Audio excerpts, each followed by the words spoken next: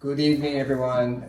In the Wintu language, Hestum is our reading from hello.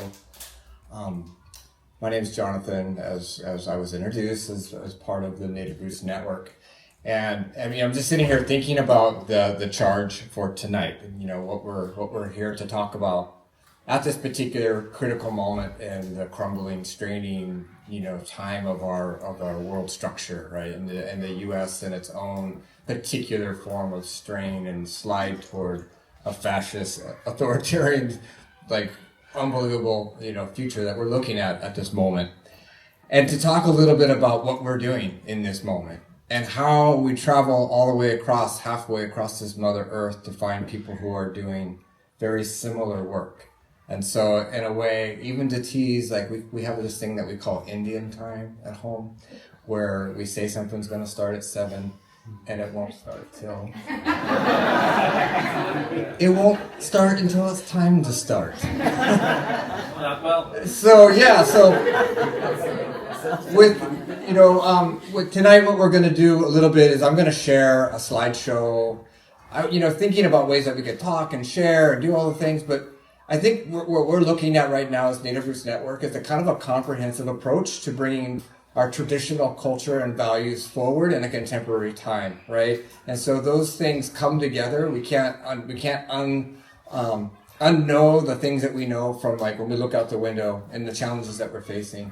We can't act like we're going to go straight back to somewhere before contact. We have to figure out how we're navigating this time and space with what we have. And so this little slideshow talks a little bit about the way of the framing for the context of our community, where we are geographically, socially.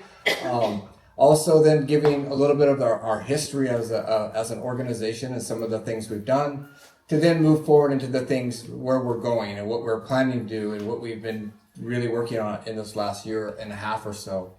And then in here, I've thrown a bunch of pictures and some videos that were taken recently.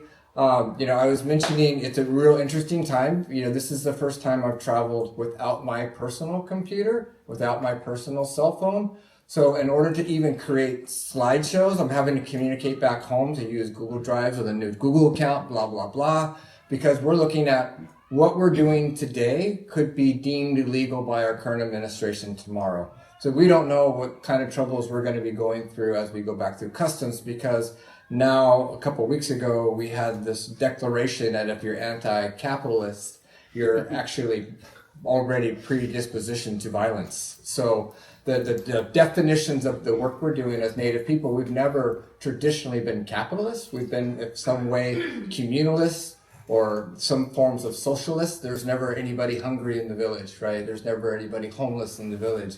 And so we're looking at these things right now where what we're doing is becoming more of a threat than, we're always in a poise of resistance, but it's a real interesting thing how the focal point from the system is increasing that definition for us. So Native Roots Network, so I'm going to jump in, and then we have a video that we did with a program of youth. It's about 3 minutes long. And then what my brother here, Leon, he's going to share a little bit about his own personal story and kind of how the work that we're doing relates to what we're doing individually and also as a community. So, so I'm going to jump in with this. So, Native Roots Network has been around since 2004, and it's about 21 years. And for us, like you all, as we've been here, listening to the stories and listening to the genealogy of how you even get here, we come from a genealogy as well. And even in our own time of struggles of the 70s and 60s that took place. So when we say Native Roots starts, it doesn't start. We just are one little bud that kind of is growing off the side of the tree that was already there, right? Our elders, our ancestors who've done so much to keep what we have today moving forward. And so this was just our manifestation of visions and filling our niche in the world. We're located in Pit River and Wintu and Móna territories, and I'll talk a little bit about that a little bit more, but in an area now geographically named as Shasta County. Shasta being there's questions about the origins of that, but it's actually also a name of one of the peoples there, native peoples. We're in far northern California. So yeah, I'm going to talk a little bit about the current challenges and actually how we get to these current challenges. But here's Turtle Island, and that little red star is pretty much kind of where we are in far northern California. So sometimes we travel places and they hear California, they think palm trees and beaches, and that's not where we live. Not at all. That's like way down here in Los Angeles. Which if you're going to drive in a car, it's over 12 hours driving to get down to Los Angeles. I did look up. Shasta County is 1/9 of the size of the entirety of Ireland. So it takes only 9 Shasta counties to make up this entire space. And we have 180,000 people who live in that area. So, we're looking at we're pretty much a rural community in the far north. If this was a topographic map, you would see that we're at the very top of the Great Sacramento River Valley. So it's a 600-mile valley that comes all the way from Bakersfield all the way to where, I guess you can see the light green there in the middle. And where we're located is right at the foothills. So there's actually probably a finger of the valley that comes into the land that we take care of right now, as we are the foothills before the mountains. It's a horseshoe. It's a coastal range, and you have the Cascades, the ending of the Cascades with the volcanoes that go all the way up Mount St. Helens and some of those, all the way down to the beginning of the Sierra. So it's a beautiful geological diverse area. And we're in kind of an oak woodland, oak savanna area in that foothill area. Traditionally, we have, as I mentioned, the Yana and Wintu people. These are the names of the traditional Wintu bands of the northern Wintu. Northern Wintu actually went quite a ways down that valley. So we have Winamum, Notipam, Waimuk, Namsus, Elgopam, Elpam, Dalnam, Norelmuk, as some of those. And we're located over here, kind of off this branch of Cow Creek in Dalpam, in an area that was specifically known as Puildipam, the East Foothills area. Up to the east of us is Pit River country. This is actually the Pit River. And then the Pit River people, they refer to their homelands as 100 miles square. And there's 11 autonomous bands of the Pit River people that branch up this direction. The Northern Yana, then you had Central Yana, which is also like the Yahi. And some people are familiar with the story of Ishi. Ishi was the quote-unquote last wild Indian who came into Oroville in 1911, I think. And he was living alone out in the foothills here after his family were all massacred. The Yana, they're descendants of Yana people, but basically as an entity of people, the Yana, the genocide was successful in erasing and wiping them out. So here's this area. The green area here we had the gold rush that came through, and again we have these historical moments that you hear, and what they look like on the impact on the ground is a whole other thing, right? It's an opportunity for people to get rich, and so as they came into Shasta County area, they came by Cottonwood Creek and then went up to the west side here, Clear Creek. This whole west side was hit really, really hard by the gold miners. Turning creeks upside down for dredging, killing the salmon, all sorts of horrible things to the environment. And then on top of that, as the gold started to go bust and there was conflict with Native people, the state of California paid bounties for Native people's heads, scalps, or ears too. So you have a bad day mining and you're getting a little hungry and you see a Wintu family, you could cash in by killing them and taking their heads to Old Shasta. So there's a level of violence that by the time the Western expansion gets to the West Coast, it's at a whole new level. It is like, it's way beyond the cowboy and Indians movies that you ever saw, where you have these battles. This was really close, personal, and if there's any revenge from any Wintu person, then it was met tenfold, where an entire village would be wiped out. So in 1851, after just 3 years of this horrific massacres, we had federal agents actually promised this 35 square mile section here to Wintu Yana people as a reservation. It's one of the 18 unratified treaties of California because they took this treaty back to DC The state of California then lobbies very, very heavily not to ratify these treaties, don't give the land to the native people. And they don't even bother to tell the native people. They actually seal these, and they go into, not hiding, but basically put away for over 70 years before anybody even knew again about those treaties.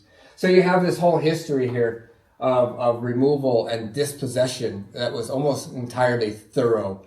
And then just one last step to this part of the story is that as the gold went bust, you needed farming, you needed logs to build houses, you needed all those things, and that was really on the east side of the river. And so you had all this settlement that came to the east side of the river. And in 1864, after 2 women were killed by native, they speculate it was native people, but from the south, the Millville Volunteers, which is a town, Millville is just a town just south of us, they put out this whole this call to say we're going to take out every native person. And they rode at this point ranch to ranch because many native people were actually working for the settlers as working in the stables, cooking, cleaning, cutting hay, speaking English, wearing clothes that looked just like the settlers. But they came and they executed them in the field where they were. Again, it didn't matter if they're grown up or child. And so it was so bad that actually when you read this like little story here, even like the newspapers nearby are thinking like these guys are unhinged. It's a level of violence that they hadn't seen in a couple of years. So that's kind of the ground for native people. They figured, as I mentioned, Yana people as an entity were wiped out. Wintu people, they figured 10% survived the waves of genocide and disease. So as I mentioned, they reference us. So this is, we're going to kind of jump fast forward. So that's the history. That's the foundation upon this next, this iteration. We are a boom bust place. You had the gold of the 1850s, you had copper a little bit later, you had logging, and then in the 30s we had Shasta Dam, which is the last large public works project where they dammed the Sacramento River. And you had all of these folks, we hear stories of the Grapes of Wrath. There's a real interesting linkage to Ireland through this part because you had, there's a movie Far and Away where we have Tom Cruise representing all of y'all. Coming out to stake his claim in Oakland, or not Oakland, but in Oklahoma, right? Which was native land that was actually being divvied up through allotment. They just basically, everybody got your 40 acres, and then they opened it up to immigrants. Well, after in the 20s, in the 30s, we had the Dust Bowl, and so there's this massive migration of folks who come out to California to work on these public works projects. And part of it is we have a lot of Cherokees who in the Appalachians had already intermarried with Irish and Scotch Irish. And so we have a lot of, we kind of joke about it, we have a lot of these red-headed Cherokees. Because that's their genes, that's their genealogy. So they come out, and then just like every other boom-bust plantation-style economy, the dam's done, there's no jobs. And so we have these depressed communities that was waiting for the next boom. Our latest boom really is the healthcare industry and box stores. So, we're like kind of box store corporate USA at this point with a bunch of minimum jobs. But around the surrounding area, we're designated as a rural area. Some of the things with FEMA, the Federal Emergency Management Agency, they have these rankings, and so we're located down over here in this dark green. So our social vulnerability is very high, matched with our community resilience is very relatively low, and we can, they have their whole measurements of this. So we're at a particular level of precarity in our community, and part of that is socially, economically. When we look at our census tract with the Healthy Places Index, we actually are at we're healthier and better off than 14% of the rest of the state. So we're actually 86th on the list there of our area as far as the ways that they measure people living above poverty, employed, per capita, the racism, access to healthcare, transportation, all of those things. we're way down there in this beautiful area with these types of social things as a backdrop. And then as we are, living in this particular time of climate crisis matched by mismanagement of land, we're at it where our community is also designated a high fire danger. This is a fire, the Jones fire, that burned through my place and through Wyndham Toast, and darn near burnt up to Leon's house, which is down this way. This was a fire that within less than 24 hours had burned 30,000 acres and 600 homes in a straight line, just due to the winds, the dryness, and the conditions. And we have other fires here too. You may have heard about the Carr fire and some of the Camp fire. The Carr fire burnt almost this entire side that you can see over here. Another large fire in 2018, only to be outdone by the Camp fire later, which burned 10,000 homes and is our deadliest fire yet to date. They're projecting like these new levels of extreme heat. And this is coming from folks who already live in the summer where it can get to 115 degrees Fahrenheit. So we're looking at even more heat. Again, here we are in this severe red side of the color.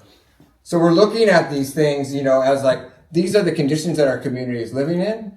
Our native population, according to the last census, is only 2.7% of the population in our area. It's almost 90% white there. And so, thinking about it, it's a real interesting thing for us to come to Ireland where to us, everyone look visually, racially the same, but we understand that the way that actually didn't play out here, the Irish were seen as different. And so when we say white, in a way, we also look at the way whiteness carries fluidity, like it changes who's allowed to be white in America. And so there's an interesting level of the identity of that group. So we're in a massive minority in the own homelands, right? So when we come here and there's like such a mass body of folks that are from here, that's like, wow, the strength and just the numbers, because we're geographically spread throughout this entire area. There's not a whole lot of clusters of Native people living together in one particular space. And then we have the increasing need for these types of things like the solidarity economy types of approaches that I'm going to be talking about. There's a nonprofit bill that was called HR 9495, which was this joint legislation put forward by Democrats and Republicans to really go after people who are supporting, or organizations, nonprofit organizations, who are supporting terrorist organizations, i.e. anybody supporting Palestine, right? And this was a nonprofit killer, where as an organization, if you have nonprofit status, that if you were involved in that, they gave the Treasury this crazy vague power to actually seize your assets and take away your nonprofit status. We're in an increasingly authoritarian state. This white supremacy double down is happening throughout, unfortunately, beyond just U.S., but it's interesting. Neoliberal, the legacy of neoliberalism is like, it's coming through an anti-immigrant, we're looking at a white nationalist type of approach to this nationalism, Christo-nationalism at that.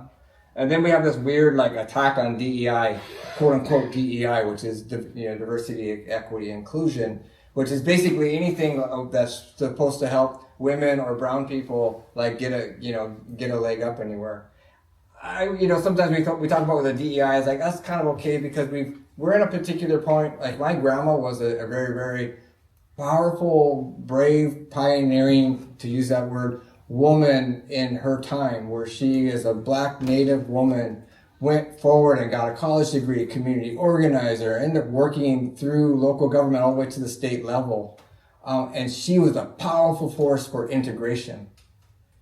And what we're seeing now is that, and she made like all my dad and my aunts all went to college. They were like, this whole thing.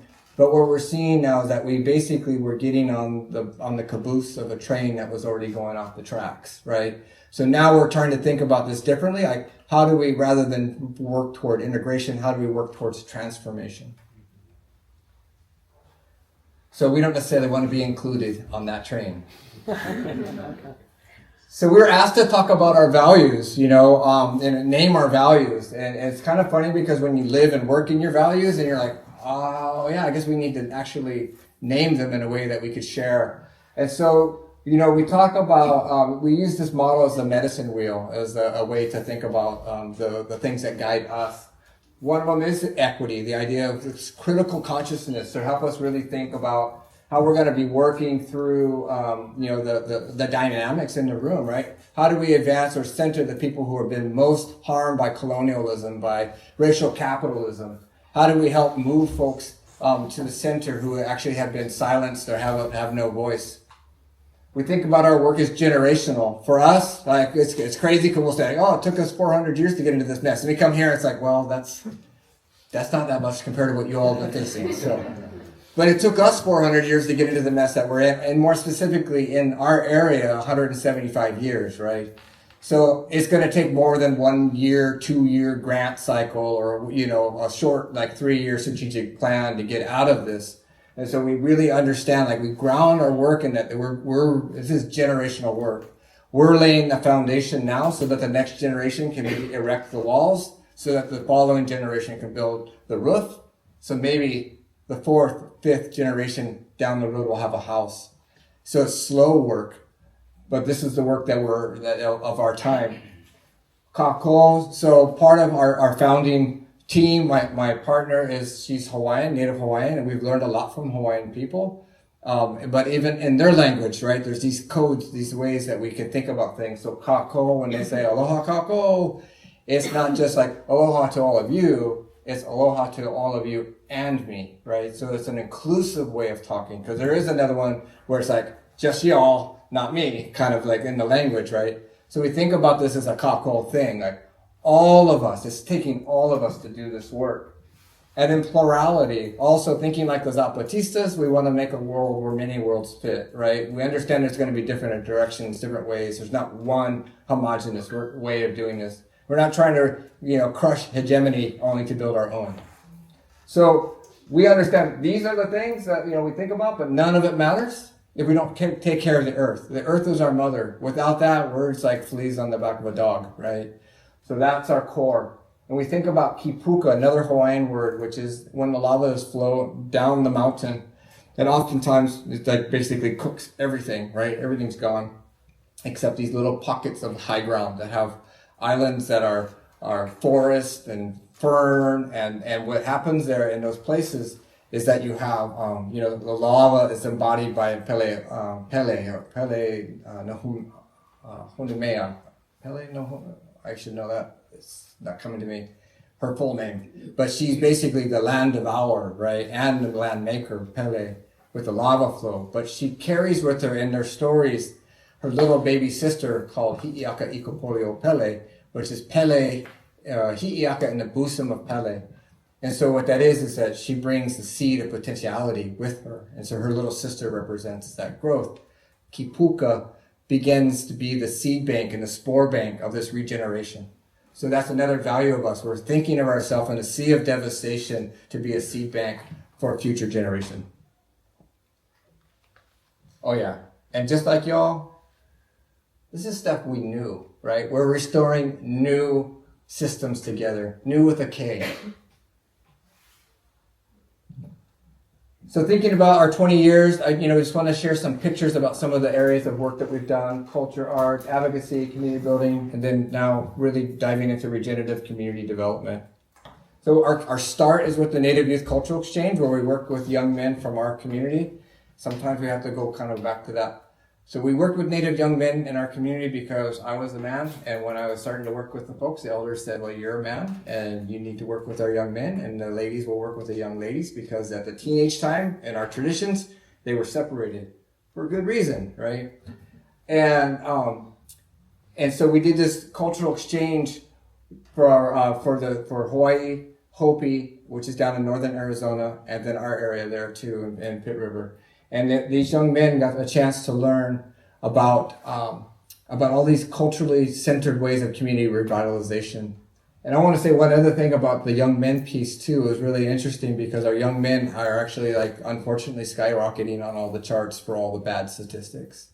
And so that they said, some of the elders said, the ladies, they have a particular role and a particular way of doing what they need to do, and their organizing. And what the thing is with the men is like, we don't have a natural cycle. We don't have some of that grounding, life-giving part. So without ceremony, without things, we kind of like spin off into a freaking, la la land. And so grounding young men is a real important aspect. And that's why for us, so many ceremonies, the men play a particular center role that's now been changed. It wasn't because they were the best. It was because we were needing it the most.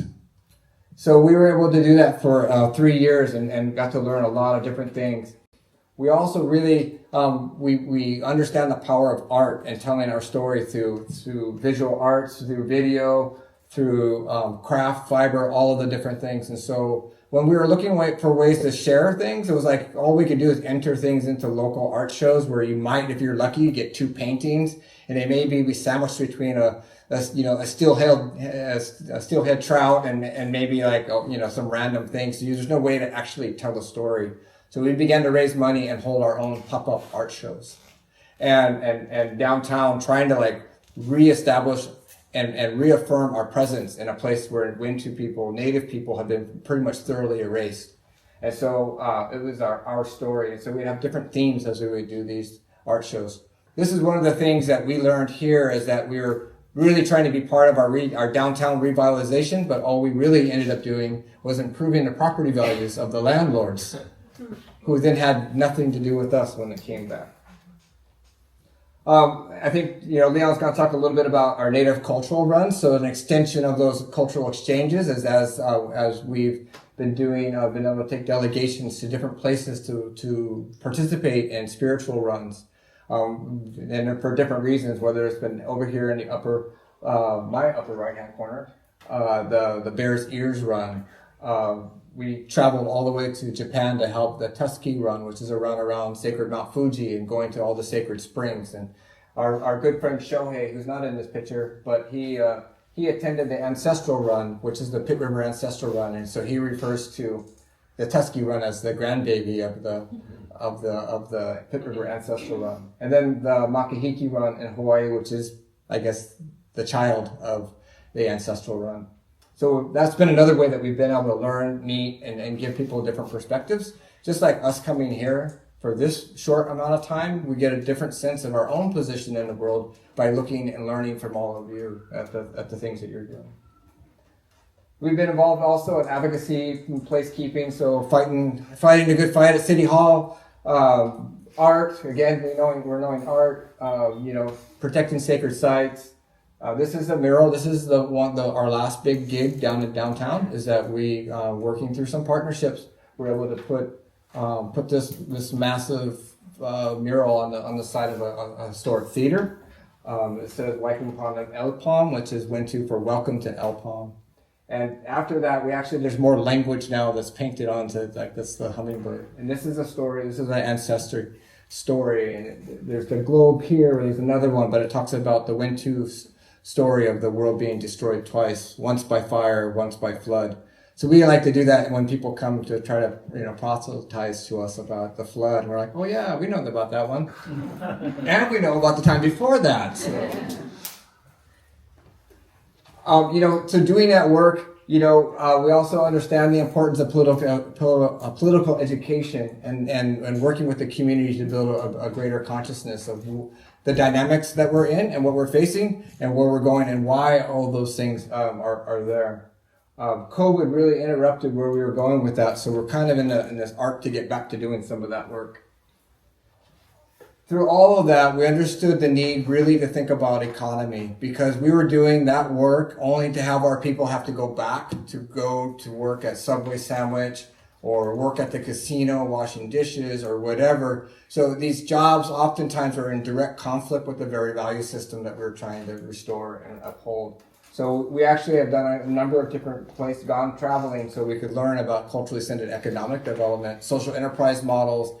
And then we learned about over here in Detroit, when we went to Detroit and Grace Lee Boggs and some of the works there, that we began to learn about worker-owned cooperatives and land trust and these other mechanisms. As Grace Lee Boggs would say, when you got nothing, you make something out of nothing, right? So really, really powerful, and it set us on a trajectory that kind of brings us here today. which is part of this whole effort. In the last few years, since about 2022, we began to do, our work was really focused in the Native community, but we began to branch out and build an intercultural, interracial group that we call Collab Shasta, which is a group of folks that we're trying to build a solidarity economy. Collab stands for Collaborative Laboratory. You know, there's some of the folks that we know that we're partners with, which are like the Cooperation Jackson and Cooperation Vermont. People are like, why don't we call it Cooperation Shasta? Because this is the laboratory for us to experiment what's going to be the appropriate thing to call it, right? Because this isn't us just trying to do it; we're trying to do it together. So this is, this is just some of the folks that we work with. And actually, we'll talk about the land, but this is at our larger place, part of our cleanup crew, and then this is also the first site that we were able to secure when we talk about the land. Regional, national, so Native Roots Network is part of the People's Network for Land and Liberation, which Kali Akuno and David Cobb were here, I think, earlier in the year, and they're part of PNLL as well. And then Ava Keating was here recently, and so we're all kind of like these co-conspirators and trying to make a better world. We've worked again with Ma'o Farms in Naumea, Hawaii, and YY, a bunch of different folks there in Hawaii. I'm part of the Black and Indigenous organizing group that's being hosted between Indigenous Environmental Network and Cooperation Jackson.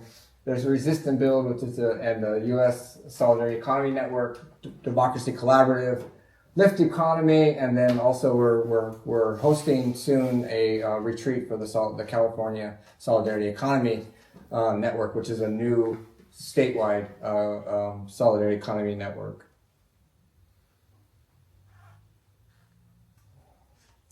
So for us, as we're thinking about economic development, one of the things that we get trapped in is language, right? And one of the things that we really love about Hawaii is that the language is ubiquitous enough that people can say something like Malama Aina, Malama Aina, Aloha, and it's already got all the value baked in that word. Like Malama Aina is like take care of the land, and so you could have an organization or you could have a platform where that's just already encoded. You already know. We don't have the Wintu language or the Pit River language that familiar. So if we say something, we'd have to go through a whole long way to explain it. So what we wanted to do is find a way that we could encode something different as we begin to name our model. And so it's been really, really awesome to learn about the oaks and the importance of oaks in the traditional understanding of the world through the Gaels. To think for us, the acorn was a staple, it was a main food source. And part of the thing that we've faced over the years is a loss of culture and a loss of understanding and the loss of the community is that we haven't been able to take care of the trees. And so the trees are overgrown, they're brushy, and so when there's fires, they burn up. The acorn, there's a little moth that's in there that will eat the acorns. So I did an unscientific study last year and collected a whole bunch of acorns. Over 50% of them will have the little larva in the acorn, which then destroys the acorn. It can't grow new oak trees. It's not good for food. Traditionally, people would burn at a particular time of the year to interrupt that, to keep the moth population in check, which then led to everybody got to have more acorns. So thinking about our acorns and our relationship to the oak tree as a metaphor and a literal understanding of our relationship to the earth. We need to take care of the earth. They say if we don't use it, we'll lose it. And so what we're supposed to be doing is we're supposed to be the gardeners and caretakers of all of nature and taking care of things in a way for its abundance for all. So thinking about right now, our current system is we neglect Mother Earth. We drive to work. Sometimes we'll drive across the driveway, we'll cross a bunch of acorns so we can go get a paycheck, then go to the store and buy Wonder Bread and some sugary stuff and get sick and be unhealthy, right? And then, do the cycle again. Well, what if we were to start taking care of the oak tree so that we could collect the acorns? They found that acorns has a reversal effect even on the beginnings of diabetes. It can bring people back to health even by integrating it into diet. So thinking about the way that if we're healthier, then we can take care of the trees better. And when the trees are being better, they can take care of us better. And then we get into a positive feedback loop. And so we think about that again as the metaphor for how we want to look forward toward economic development. What ways can we get back into a reciprocal right relationship with Mother Earth rather than an extractive, harmful relationship? for these guys. So acornomics, healthy people, healthy oaks, healthy acorns, right? It's kind of it's like a no-duh kind of relationship. It's that's our plan. It's a new ecosystem for life. It's our holistic strategy to build, foster, and support a healthy, resilient, and empowered community and reciprocal relationship with land. One of our non-native friends was like, "That's a lot. Couldn't you make that simpler?" It's like, we did. So here's some of the components that we're aiming towards. Looking at ways that we can really double down on having that opportunity to do things with our traditional food, fibers, and medicines. Land caretaking, those go hand in hand. Arts and culture, and for us that goes hand in hand. But then also contemporary forms of art. Digital fabrication, part of the platform of People's Network for Land and Liberation, is utilizing some technology that's emerging around 3D printers and CNC routers so that we can actually bring our production local to get out of the dependence on this global supply chain that's extractive and harmful and also leaves us completely dependent on the powers that be. There's a whole trajectory that they're talking about where industry, rather than doing the old Marxist, like seizing the means of production like the factory, we can maybe begin to build small factories everywhere, right? And I don't even want to say factories, but like labs, whatever you want to call them, production centers. We also are looking at how we can support our cultural practices, which include languages and songs and dances. One of the key parts of here is rebuilding our social cohesion. There's a whole study, this came out a couple of years ago from the Surgeon General about our United States epidemic of loneliness. And they've watched and measured, like over the last 20, 25 years, there's been a decrease in all sorts of social belonging, even places and spaces, whether it's fraternities, lodges, churches. More and more people are more and more alone and spending it. So we also, you can apply again, like it's matched up with the deployment of neoliberal policies. It's a real interesting correlation, the way people are stressed and atomized. And it's an unhealthy thing, and it also makes so many people primed and ripe for these narratives coming from the far right, because you're just you're home alone watching YouTube videos rather than actually being with people. We're looking at ways that we can develop financial sustainability, and we think about that sustainability in a couple different ways, but think about worker-owned cooperatives so that, again, that we're not necessarily working for somebody else's mission, but we can actually have and control the conditions that we work in. Gathering spaces and housing, places for community practice. And one of the things that we're working towards is actually being able to do more things around renewable energy. So we knew we needed a place to do this because, like I said, we already learned our lesson about the landlords getting richer from our good work. And we didn't want to do work somewhere else and then get the boot because, now they could sell it or now they could rent it for more. So we were out and about looking for things, a place to do this. Unfortunately, we kind of missed the window for downtown of Reading because there's some development that went in that we had partners that were part of. It went in and everything went out of reach. So then the next best thing is out in the rural areas. And so we, on our side of the valley, in the east side, we were able to find a place that was 4.5 acres of land that was for sale, that our friend and board member and dear brother, Radley, his wife was looking for a place for their daughter to go by. And she's like one of those people who's like crams 8,000 things into a day. So as she's probably going to work, she probably stopped by 3 houses, to look at the real estate, and then went shopping and then came over and then got to work kind of thing. So he's kind of didn't know the appointment, and he shows up at this appointment to go talk to this lady who's selling the house, and they're kind of walking around. The daughter's not even interested because it's a bust up mobile and a bust up old shop with a bunch of clutter all everywhere. His daughter's no thanks. So Radley's I think we'll go say hi anyways. And Carol, this 88-year-old lady, was in there, and she first says Radley Davis. Who's Radley Davis? The only Radley Davis I would know is somebody way older than any of you. And Radley, it's me. You're probably talking about my dad. Well, it turns out that Carol and her husband owned the bar and grill next door. And on this corridor on Highway 299, as you came from the mountains where the Pit River folks are, get down to where all the Wintu people live, none of the bars and grills or anything would serve Native people except Carol's place. And so she had all of these stories about Radley's dad and some of our other folks, their parents and uncles and aunts and everybody too. It was the place that they went. Somebody might hit a bear or see a roadkill bear or bring a deer in, and they would bring it to the bar and grill and cook it up. There's stories of fist fights and, all sorts of things. And so through that relationship though that we had with her, we were able to extend. We had a grant that was coming to do the work, but with just all the complications of grant life, it was taking way too long. So we made the offer in December. We didn't close till May. So we had extension upon extension. And at the end of that whole period of time, Carol told us, as we organized, her family, her son and daughter lived far away, and she was by herself. So we organized to move her, packed her stuff up. Leon sweet talked her because she was kind of a hoarder and she didn't want to throw anything away. And so Leon was able to coax her to let some things go. But we helped her move, and then afterwards, as she's getting ready to go, she said, the realtor, he said a couple times we had more offers for more money. But I told him, no, I want the Indians to have it.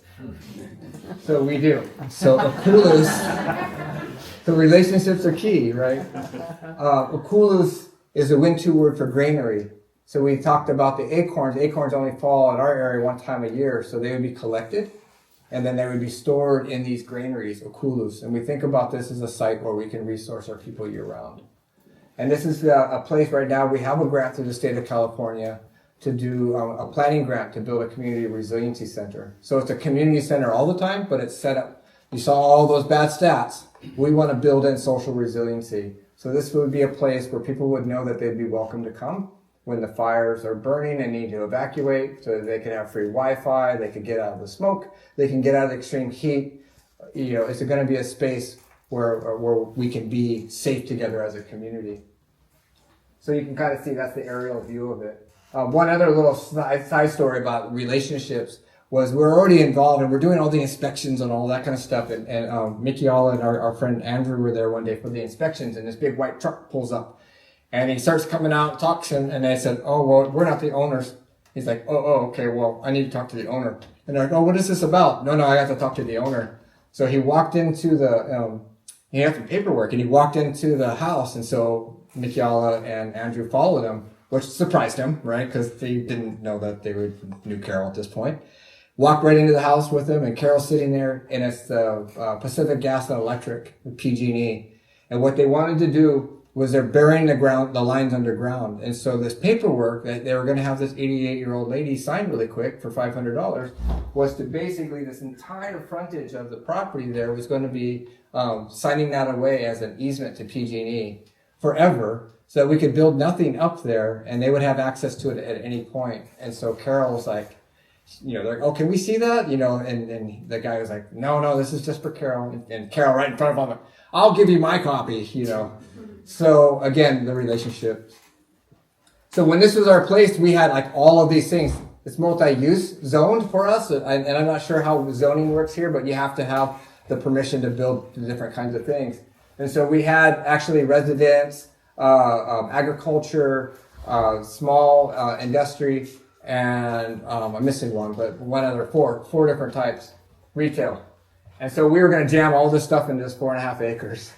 And because it's kind of our schematics of that. And we've been in the planning process, and we're just entering year 2 of our planning process for this grant.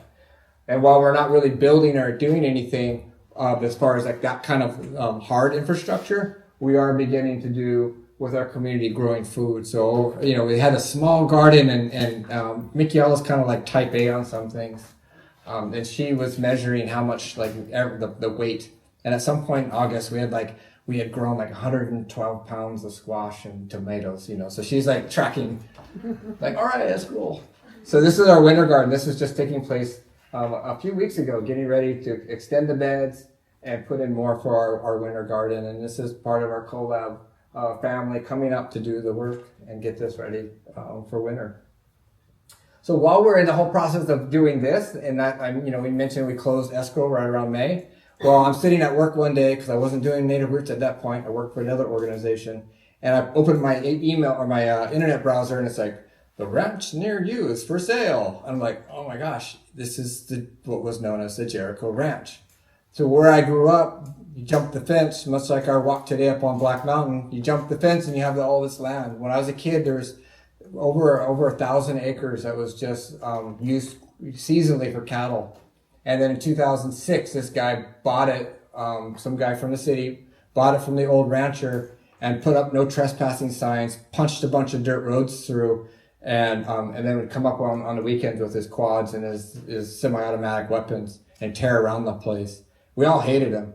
And then he wanted to buy more because it was like the wrong zoning, so he bought this other section, another couple 100 acres, and that's where he built this massive compound. And then, as like these folks do, he lived there another 4 years and then sold the whole mess and bought another place and moved on. So the Jericho Ranch was a rehab center that bought it. So that it was a halfway working ranch. So these folks who were coming out of drug rehab or incarceration would finish their sentence by going and learning how to do some ranching and stuff. Unfortunately, they were learning how to do ranching because they did a lot of damage with their ranching, but it was at least the value of like trying to help people. And they were there, and their model wasn't working. It wasn't generating the income that they needed. So on that May Day, we held a meeting, and part of that story is there's a story of Leon's building of relationships, because through his CrossFit, he met those guys would go down to the free day for CrossFits on the weekend, and he had made a really good relationship with a lot of those guys, encouraging them and being part of that, fostering a good ethic of working out strong and doing it. We got to meet the manager who knew the guy, the owner. And so when all this was going down, we had to make a couple calls, and we're connected directly with the owner of the whole thing. And then we were able to host a meeting to talk about developing a partnership. That partnership could never really materialize because in a lot of ways their effort was rehabilitation for these individuals. And a lot of our effort is like, I like to joke, prehabilitation, and it's with our families, right? And we work with folks who come out too. But we're not in the same situation, and so we weren't able to do that, and our communication dropped off just a little bit to this point where we got a little bit worried. And finally, the guy's name was Chuck. He called me back and he said, "Sorry, I'm been the bottleneck. We're really going through it. How are you guys doing? You need to call my realtor. He's expecting your call. And how are you guys doing with that fundraising?" We didn't really talk about buying this thing yet, because it's 1,209 acres of land with infrastructure. So we're luckily, as part of being PNLL, we're in this part. One of the projects has been to do an impact investment fund. So we went out and to talk a little bit about this place. I'm going to just kind of jump to the next slide here. This is the campus, and these are like crazy designed, super expensive, weird. I mean, I say weird because there's like weird things. These dudes love TV. There's a TV in every single room, but they didn't put electricity into the mass barn. So it's like weird things like that. But right over here, beyond in this area, is a traditional village site that they missed with their bulldozers somehow. And when we went out with the realtor that day, we drove around. There's new roads, and I wasn't sure because I hadn't been out there in 20 years because of the proximity to the houses. And I was just kind of dreading. I was kind of like, not knowing if they disturbed this archaeological site or not. And we start driving toward it, and we're in the back of the truck, and only to have the hook a little bit of a corner, and I see it. It's on the other side of the fence, as it was the last time I'd seen it 20 years earlier. And we stopped the truck. We went over and held a little ceremony right then and there for that spot. And we knew no matter what, we would have to do everything we possibly could because this village site, we don't have village sites that don't have a bulldozer already going through them. We normally find out about these village sites at a point of construction that was already moving forward, right? It's already too late usually. So here's this place by itself along the creek where this place has been undisturbed.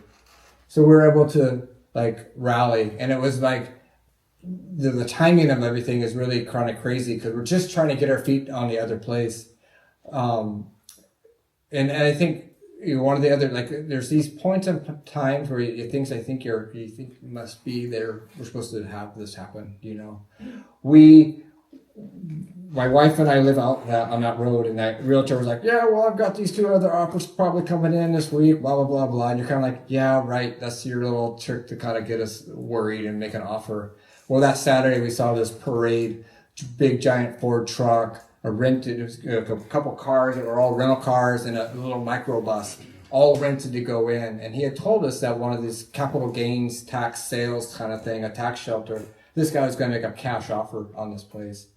So we had no time, and we ended up making the offer the very same week that we were going to hold a conversation about the Impact Investment Fund. And luckily for us, the money was coming in, and so it was through consensus through PNLL was that we were going to be the first place to invest land back for Wintu people, Wintu land. And so we did that, and it came to fruition. So that's, so we have this place, and we call this place Wintu Toast. And Wintu Toast is referencing another village site, because we don't know the names of the village here, because some of them are mapped, but not all of them are mapped. And so there's a village site somewhere over here that's called Wintu, which is the middle trail. It goes from the Cow Creek up to the pass at what they call Silverthorn now. But we didn't want to misname the place, and so Wintu Toast is the middle place. And we think about that as our placement of the land, referencing that village site, but it's also our placement in the community, because Native Roots Network is a community-based organization. We're not one of the tribes, and we work with everybody as a neutral space, because sometimes there's tension between the different tribes and different family groups, and so we always are operating. So we're also the middle place. So these the facilities here allow us, a little bit of relief on putting all that stuff on the lower area down at Akulus. But we're looking at it. We've taken, and the house and made an office space out of it. We have an arts and culture center where they denuded the land with some really poor grazing practices. We're going to be working on a future native plant and walking garden. We have our elk house, which is our community center. It was a bunk house. It's an old, large pole barn stable that they converted to a bunk house that now we've converted to our community meeting space. We have a space there what we call the bear den, which is we put all the bunks from that other place, so we could sleep 20 people in that house, in dormitory style. We have our bear den garage, our big giant open face barn, which is our food and fiber shed. And this is we have a shop ready and primed for our development of our digital fabrication community production center. And then the land that you see behind it this is the part of the 1,200 acres that we now steward with some of the creeks. We're in a particular place where we have 5 kinds of oaks. We're at the bottom territory of the black oaks. We're at the upper territory of the valley oaks. We have the blue oaks and the live oaks, and then an oracle oak, which is a hybrid. So, and just this biodiversity in this one spot is pretty immense. And you can see it's kind of this rolling, like I mentioned, we're in the foothills before the mountains, and so that's kind of looking down toward the valley, and then this view is looking back towards the mountains, and where our placement is along that. And so already, as we're trying to do all this, so this is we closed on that New Year's Eve, and we stepped into the land on January 1st to they ran out of time. But they'd already basically deferred so much maintenance.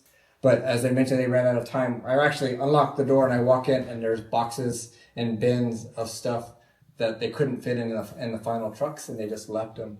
So we've been doing a lot of cleanup and restoration just to get back to the beginning for the last 10 months. And so you'll see some pictures. But in the meantime, we're actually moving forward with doing some of the community events. And so this was recently teaching folks how to make pine nut jewelry, which is a traditional jewelry that we have from the large grape pines.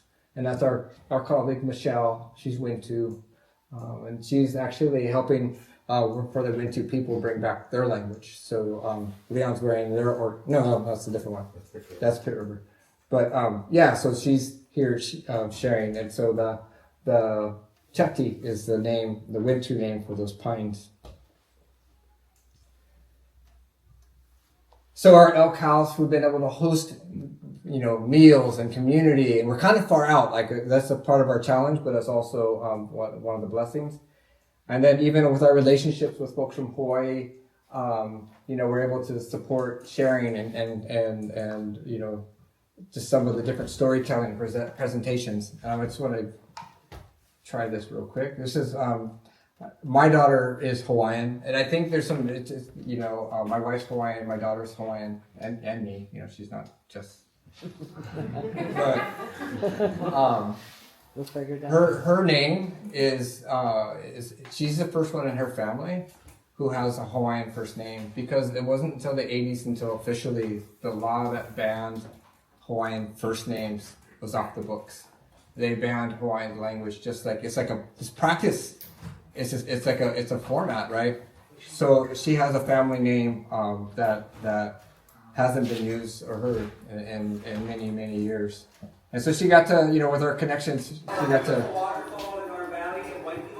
learn a little bit of her culture too. So I decided to show a quick clip of our youth, and this is Hawaiian music.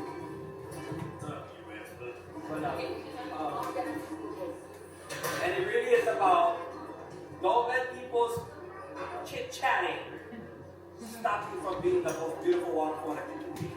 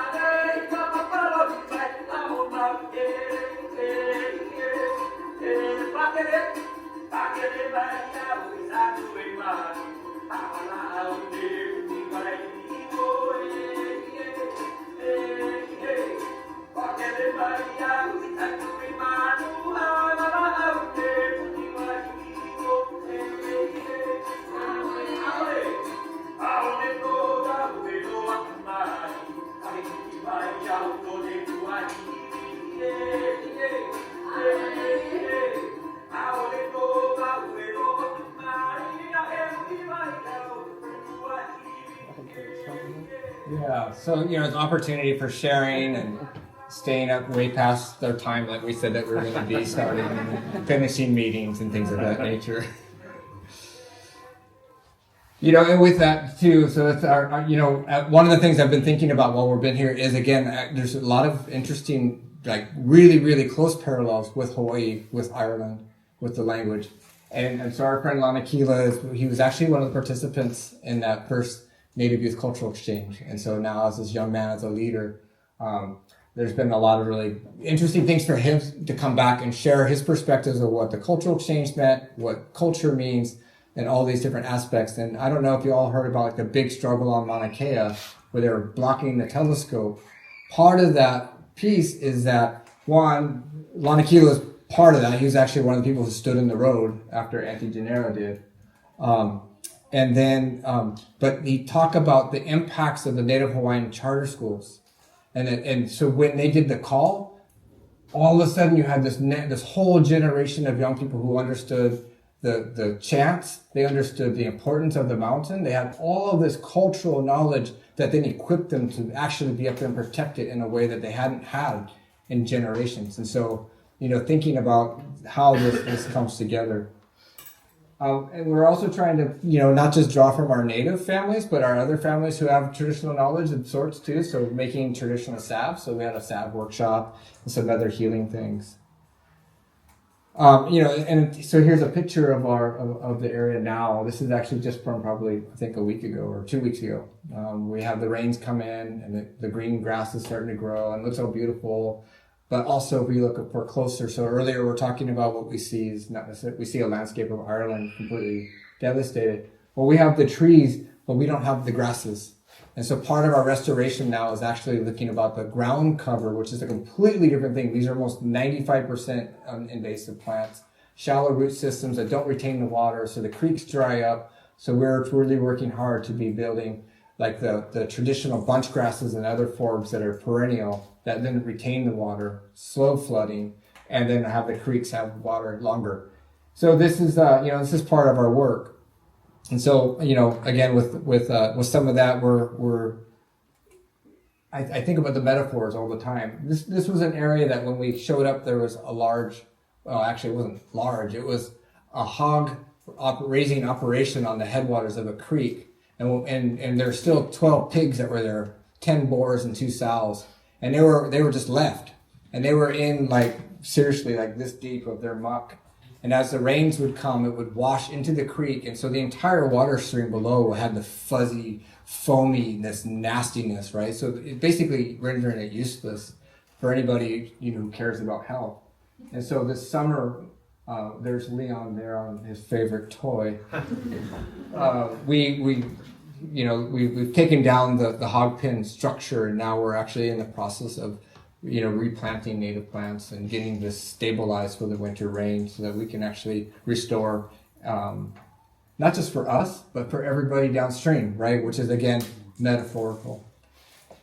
And again, the other metaphor is like, in a way, the pigs are gone, but the damage remains, and so the work continues. And so thinking about even with colonization in that same particular way, right? The colonizer could leave tomorrow, but the impact is present, and we're going to have to do a lot of work to get to a place where that no longer is impacting us. Here's our good friend Radley, and he's actually one of the folks part of the Indigenous Language Network, and also our board member and almost like an uncle to me, brother. And Mikhail said this was a good interview that she had with him. I haven't even heard it yet, so she shot me this over, so I threw it in. So it's just a few minutes, but he's talking about what we're doing out there on the land. Where are you being, Romer? No, I don't think you're being there. Radley, what are we doing out here right now? Well, we're cleaning up the land here. This used to be the old hog farm part of the land. And you couldn't tell right now that it was. It's gone. At least a big part of it. And we're bringing this land back to, as best we can, back to life, little by little. Rematriation, as we say in the world today. And we got a lot of our community here helping us, which is the way to do it. And looking forward to our responsibility to the land and taking care of it and getting it ready for the future of how it's going to take care of us. Yeah. That wasn't bad. Yeah. We joke, I was joking with Leon, like the quietest human on earth is a native man until you give him a microphone. So here's some of the community impacts that we're looking for this year and next. Really doubling down on our workshops and our programs. One of the things for the workforce development is to really develop a workforce development plan with young adults 18 to 22 as a target, so that we can actually do some culturally aligned land restoration employment, and then partner also with our local junior college so that they can have a handoff and a support system so that they can have what they need to do, that next step. Many of our kids, when they work at Taco Bell or wherever, they get their schedule Sunday night. They never know what their schedule is going to be. So even if they want to go to a trade school or college, it's impossible. They end up withdrawing halfway through. So that's part of that. We're looking at continuing our work around the Intercultural Solidarity Hub, the formation of the land to be held in a land trust. So it's not just our Native Roots organization. It's actually more of a collective ownership to get it out of the speculative real estate market. And then hopefully, this is like one of the struggles, what we want to do, and we may have to revise this to 27, but to build some housing there, because we want to be able to actually do some community land trust based housing so that we can also, much like the folks are here with housing crisis, we're facing the same thing too. And then looking at the climate resilience as another aspect. And by taking care of the land, it's actually going to be better situated for the disasters that come and be more resilient. So that includes like the soil remediation, not just in the hog pen, but across. And then also things like for us, fire. Fire is a major thing that was a tool that was used to create a healthy landscape. So we're doing a lot of work to get ready to try to be doing some burns. And again, working with the state also on another way to do some vegetation management. It's a natural buffer to climate change when we get this place cleaned up. So yeah, there's our elk house. I guess these metal pole barns that we have like a whole lot of life inside, and we have a lot of cowboy motif because it was kind of like the great Western white hunter. One of the things that we talk about beyond just decolonization is a re-indigenization, right? So it's a different. We don't want to necessarily always be in a stance of reaction. We want to be in a part of creating the future that we want. But that also looked like when we walked into that building and there's a poster of John Wayne, that we put one of our posters right in front of it. Like, this is re-indigenization. But really thinking about the way that we can take the things, the tools that we have, and understanding again that we're in contemporary times and spaces. And so even when we want to learn how to do our traditional land practices, which they refer to as TEK, traditional ecological knowledge, we're actually going to also have to learn contemporary plant science because there's invasive plants that we need to get rid of that would actually they probably might benefit if we do just TEK, right? They'll get stronger. So we need to understand things different. And again, like these are the types of things that we're trying to navigate as we're doing land, as we're facing this authoritarianism, as we're facing all of these things. And I didn't mention like our community is super duper like what we call red. It's not communist. They're like super right-wing kind of community. And so we're in a position where we also are building relationships with folks because we share values of being good neighbors. We share values of being good community. They just get sucked into the rhetoric that it's migrants, that it's like trans people, that it's whatever the other scapegoat of the week is. And so we're trying to draw some of those folks back. We're not going to draw them all back because some are haters going to be haters. But the ones that we can, we want to bring those along. So, like I say, we are the ones that we've been waiting for. And I loved hearing the saying, what was the one that we heard, basically like, Right, Johnny? don't say it, dude. don't say it, do it, right? So I think that's a time that we're in, and that's the work that we're trying to do. So that's my little spiel a little bit. I could probably go on for hours, but that's all I got.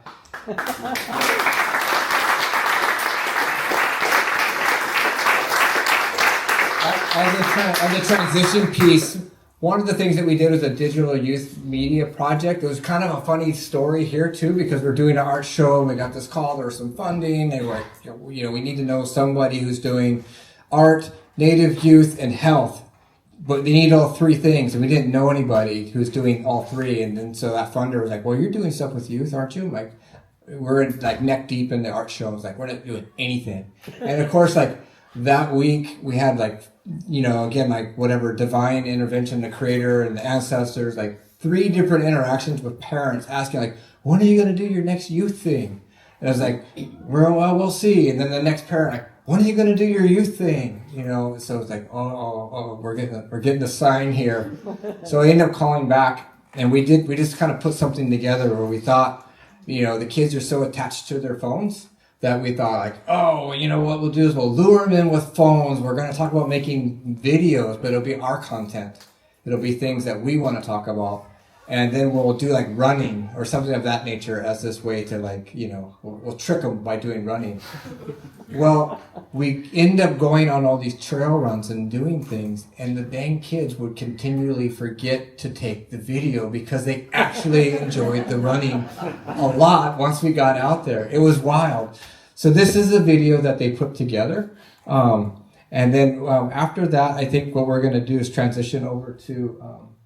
Leon's going to share a little bit about what this work has meant for him, and kind of give a little bit about, I just gave a whole, like the organizational piece, but we didn't really get into the personal stories of how we're impacting folks and how we as individuals have been impacted by our community and by the work that we're doing now in this way as a healthy a way to develop our new world. Let's see. I'm learning how to do this. Here we go. Okay, so... that should be loud enough. So this is a video the kids put together.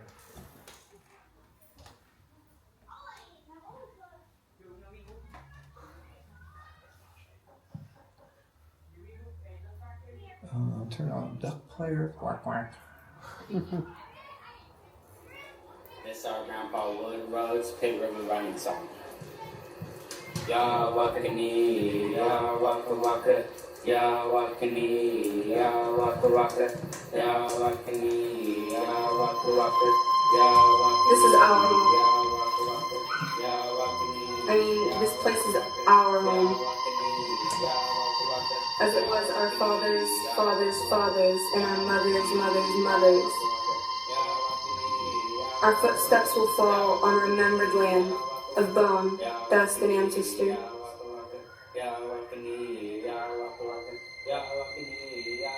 This is our home. This is our home and forever will be.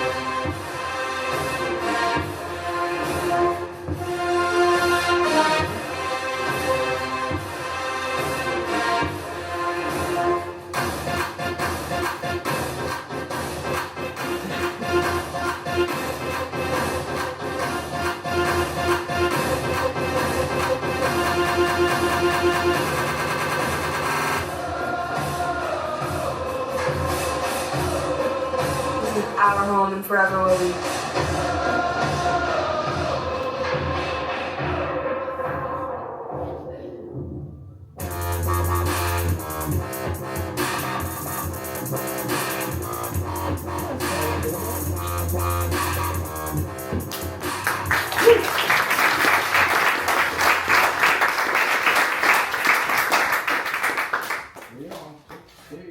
Not using that. You don't need that. Yeah, I've never talked to one of them ever. And yeah, I don't do this either, talking in front of people. But yeah, so that was like one of our projects that we do, you know, with the youth and stuff like that, you know, and we do a run every Monday night, you know, with the youth and with the community. You know, we've been doing it for, I guess, several years now, a lot longer than I thought. You know what I mean? The other day we were talking about it, and I guess it's been like 10, 12 years or some dang thing. I thought it was like 3 or 4. You know? But yeah, you know what I mean? I had kind of a distorted youth in a way. You know what I mean? I was a product of my environment. You know, we partied and, you know, drank and, you know, smoked and did drugs and everything like that, you know, and since I was about 14, you know, that's about when I started doing all of that stuff, you know, about the same age as those kids were right there. You know, one of them was my daughter, and yeah, and so I ended up getting in trouble, you know what I mean, you know, going to prison, you know, the whole gig, you know, and in there I went to rehab a couple times, got out, you know, went right back, you know, the whole gig, you know. I'm pretty hard-headed when it comes to authority, and, you know, I'm an outlaw, you might say, in one degree or another, you know what I mean? And so, yeah, I just found it hard to not be, partying and stuff like that, because that's all I knew.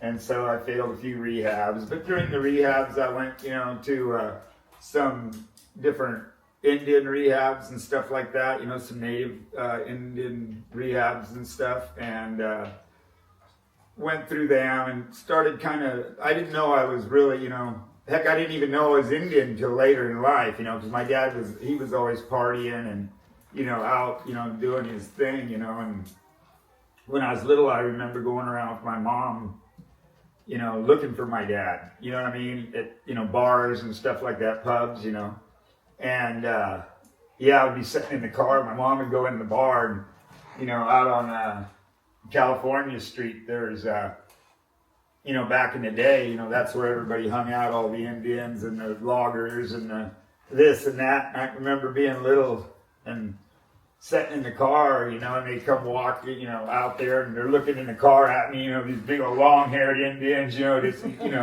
I'm like paranoid, so, the Indian thing is, it's kind of like, I didn't really relate to it until I started going to like rehab and stuff and started doing some sweats and stuff like that. A sweat is where, you have willows like you guys have here, and you make there was one on there, I was going to point it out, but, we were doing the spill there. And, you make an igloo basically, out of willows. Mm-hmm. And then you put, back in the day, they put hides over it, or, now we put tarps and stuff like that, and you face it toward the east, and the door comes open, you know what I mean, every 4 rounds, or however the sweat leader wants to run it. And we sing song in there, and pray, and, do this and that, and, just talk about different things, and then, there's an umbilical cord that goes out to the fire, which the lodge itself represents the womb, mother, women.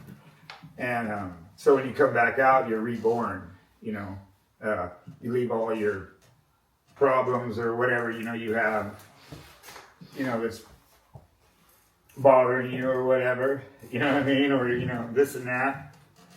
And so, you get water, the sweat leader has water, and, he pours water on there, and we do 4 rounds of that. And then, so, I found that to be, it connected me with my culture, because I didn't really know anything about it. The only thing I really knew was drugs and alcohol, because, and I was good at that. I fit right in, when I was younger, I didn't really fit in, with people or school or any of that, I just couldn't comprehend it, it was just not for me, I just didn't dig it. So then, I found drugs and alcohol and friends, that did the same, so we were off and going, and I have an addictive personality, and if I like it, it's on. And so I liked it, and it was on. And it was on until I was about 30, probably, until I was probably about 35 or so, and I got in some trouble. I went to the joint, prison, and did about a year or so, got back out, thought I could, beat the system, as far as, I could. And end up using again, all this and that. Go back to the joint, come back out, same thing, go back. And it kind of lost me in the system, basically like what you guys probably felt like, you're, the elders or whatnot, or, however, I felt like maybe I was a political prisoner. Not knowing when my out date might be, And I was like trapped in prison with no out date. And I was just like, whoa, and no way to get a phone call out, really to find another rehab, or because I had to come to a rehab or go to a rehab after I'd gotten out. That was part of the parole thing, And so I was kind of lost in the system. It took me a while to get out, and I'm just like, man, I got to change my life, I can't just keep doing this. This is crazy, what if I did get lost in here, you know what I mean? So I got out, you know what I mean? And while I was in there, I hung out, they have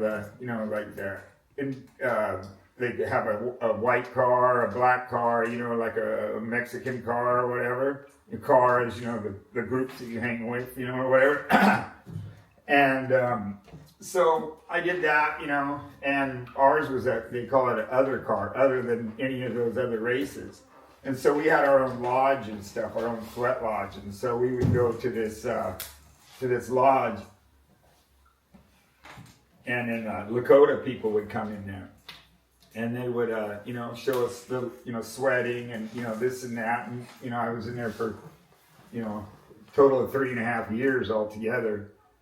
And so I did a lot of sweating, in there. And I started kind of finding, my identity in a way, And then upon release, I started going to different ceremonies around and this and that, and I started going to a regular gym, just a regular gym, where you work out, I'm going to do chest today, arms, legs, all that. And then I started, me and an Indian guy, it was the creator working, or the ancestors are both working hand in hand, or however you want to put it, you know what I mean? And so I met an Indian guy in there. We started working out and stuff together, and this and that. But he had climbed power poles for some time, and so his knees were messed up. But he was a bodybuilder, you know what I mean. But so I worked out with him. He was quite a bit older than me, and he'd been in a few movies and stuff like that. I can't recall the movies, but he'd been in a few movies, kind of popular movies, And so we worked out together and stuff like that, and then some people started doing that CrossFit thing, and they're jamming around, just doing it, you know what I mean? I'm like, wow, that kind of looks like it might fit my, knee, you know what I mean? So I want to try that, you know what I mean? And so I hung out with my friend Dennis for a while, you know what I mean, this and that, and then I told myself, you know what I mean, I'm going to go check it out. So then I went into the CrossFit gym that I'm at now. I've been there for about 16 years or something like that. If you used to watch me do it, you'd go, how long? But so I really dig it. You know what I mean? It's it really transformed my my self-worth, my self-worth, my all of it. You know what I mean? Just kind of transformed me into being not too paranoid, you know what I mean, about, because I'll work out in front of people, not a problem, but saying and talking to you guys is kind of tripping me out. But so I started doing that, you know what I mean, and I stuck with it. I do it every day. I try to do it 6-7 days a week, and sometimes I do I'll do 2 workouts in a day, just because, it takes me out of my fog, you know what I mean, my thinking, because I'll drive myself crazy if I think, because I'm always thinking about things, you know what I mean, or feeling things, and it's real hard to stay in a zone, you know what I mean, you might say, you know what I mean, in a whatever you say, you know what I mean, but so I get in there, we work out together. There's a bunch of us. They tell us, what to do, we do it, you know what I mean, and sometimes we wonder why we're doing it, but we do it, you know what I mean. You know what I mean? It's brutal sometimes, but it brings the community together, and as Jonathon spoke, that's where I met Tim and a guy, Chase, that used to be out there at the ranch for a while, and he ended up leaving because he got a girlfriend out of CrossFit, and the guy that owned the place didn't want to have a girl there, so he left, and then that Tim guy, and then that's where I met Tim, and we went out and did the ranches. Jonathon, all of that explained, yeah, and so yeah. You know what I mean? And then I just kept doing, I started doing the running for, before I started doing CrossFit, I was still doing the regular gym and stuff. but then I started doing regular runs, just community runs around, like that, and did set, a lot with them, and then I was doing some sweats and stuff like that, with everybody, and that's basically where I met Jonathon.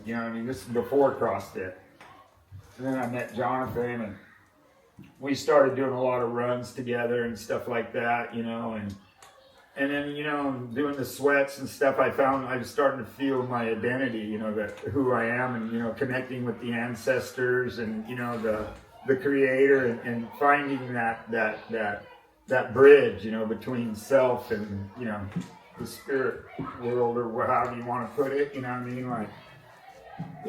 that's, I think connecting with your roots is a very, that's why native roots kind of, fits, connecting with your roots, because we're all land-based people, right? We all come from the land. We didn't come from, I don't want to disrespect anybody or anything by saying, I don't think it was through religion, because I tried the religion gig a little bit, like the churches and stuff like that, and it didn't really identify with me, I was just like, this don't feel right, and then, so then, through the sweats and, digging deeper, because I'm one of them people that I want to know, I want to know, the truth, and, to know the truth about things, and I found that connecting with, my roots, the deep roots, where we come from, from the bottom of